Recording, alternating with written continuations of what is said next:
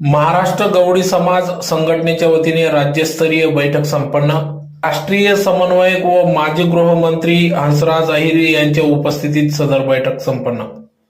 याबाबत वृत्त असे की महाराष्ट्र गवळी समाज संघटना 539 ची राज्य कार्यकारिणीची धुळे महानगरात आज दिनांक 23 ऑगस्ट 2024 रोजी सकाळी 10 वाजता राष्ट्रीय समन्वयक व माजी गृहमंत्री हंसराज अहिर यांच्या उपस्थितीत सदर महाराष्ट्र गवळी समाज संघटनेची राज्यस्तरीय बैठक घेण्यात आली।